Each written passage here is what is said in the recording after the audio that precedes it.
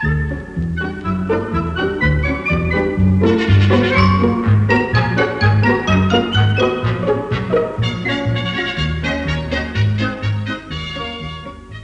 is a special Emitape recording, number 2 of a series, and we've designed it to demonstrate how microphones differ in their performance according to type, and give you a few hints on making the best speech and music recordings in different acoustic conditions. Besides the price, and microphones can cost anything from £1 to several £100, they differ in 3 main ways: the quality, directivity, and sensitivity. Now, the differences in quality are not so serious as you might think. They don't show up much on speech, especially through the ordinary domestic recorder. Well, you can hear for yourself. Up till now I've been using a high-quality professional microphone, and here's a sample on the cheapest kind of microphone. This is the microphone supplied with many recorders in the £20 to £40 range. And as you can hear, it makes quite a good job of reproducing the sounds of speech. But it's perhaps not quite so good for music. There are more marked differences in the directional behavior of microphones, and you can get 3 basic types. Some pick up sounds equally from all directions. Most crystal and moving coil microphones are like this. Others are live at the front and back, but are dead to sounds arriving at the sides. These are usually ribbon microphones, and a few respond to sound at the front only. Well, I've got a ribbon microphone here, and I'll demonstrate it to you. I'm standing in front of the ribbon microphone about 2 feet away, and I'm going to walk round it in a circle so that you can hear how it behaves at different angles. Now I'm moving around to the side, and I'm coming to the edge now, but I'll carry on, of course, until I reach towards the back of the microphone, where I should be at full volume again. Now, keeping on going, you should hear me passing across the other side position where the microphone is very dead to sounds, and now back to where I started. One thing a ribbon microphone doesn't like is close speaking, because the quality becomes distorted. I'll show you. Speaking from about 3 inches away, my voice has changed quite a lot. And explosive sounds, like the letters P and B, produce this effect. Peter Piper picked a peck of pickled pepper. You can check your own microphone performance in exactly the same way. Now, as soon as you start using a microphone, you'll find that the room has a big effect on the recordings. I mean, at the moment, I probably sound as if I'm speaking in an ordinary living room. But notice a difference when I move into a completely bare, empty room. Now, this isn't a particularly large room, but the point about it is it's completely unfurnished, so we've got bare walls and the glass of the windows, and so my voice is echoing all round it. That was an exaggerated example, of course, like making a recording down a well or in an empty swimming bath. But this lengthening out of the sounds, due to the waves bouncing round the walls and ceiling, is always present in some degree on indoor recordings. It's called reverberation, and it's all very well if you want a dramatic effect in a play.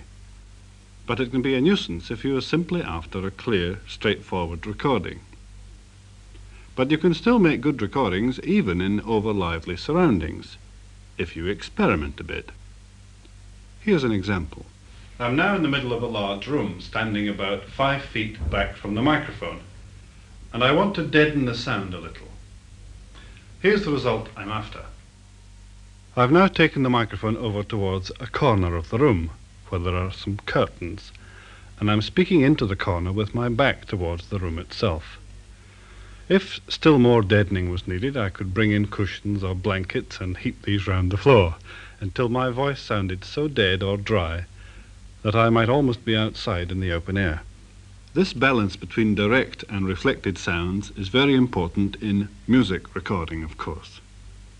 But you don't want too dead an effect this time, so it's usually enough in most rooms to adjust the microphone distance and perhaps its height for just the right balance judged on a trial recording.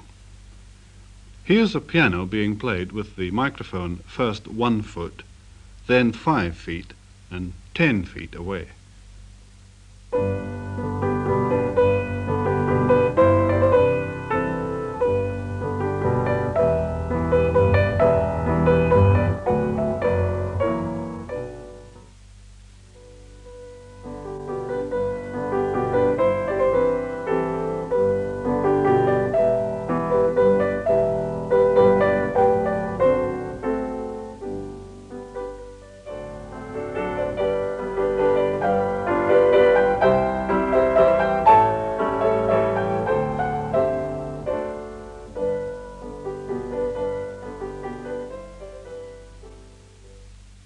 There are no fixed rules for the right amount of reverberation in a music recording.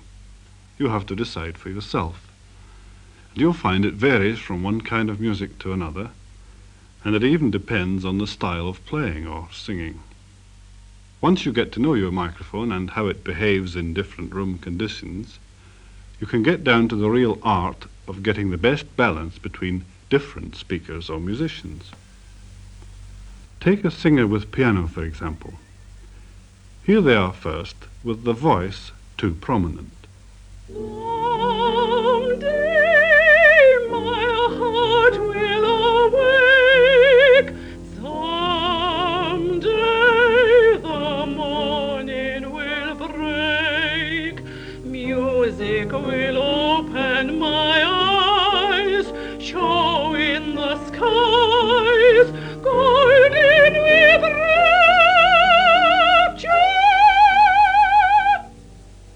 And now with too much piano. Someday my heart will awake. Someday the morning will break. Music will open my eyes, show in the skies, golden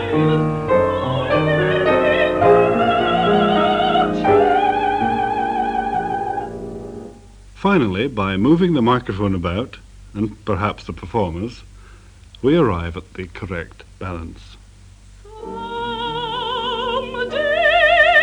my heart will awake.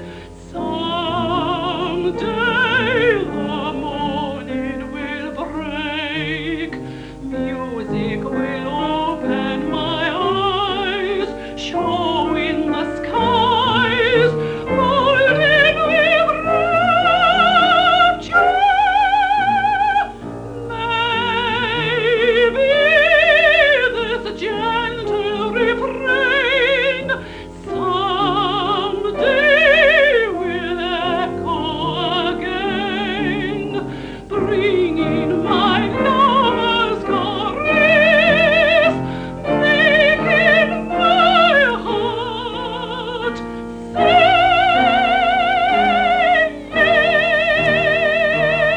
yes. Good microphone recordings, then, depend on your knowing intimately how your own microphone behaves. The best position for the microphone and disposition of the speakers or musical performers must be found too, so that they're in the right balance and with the right amount of reverberation. You'll find more ideas for making better and more enjoyable tape recordings on other tapes in this Emitape series.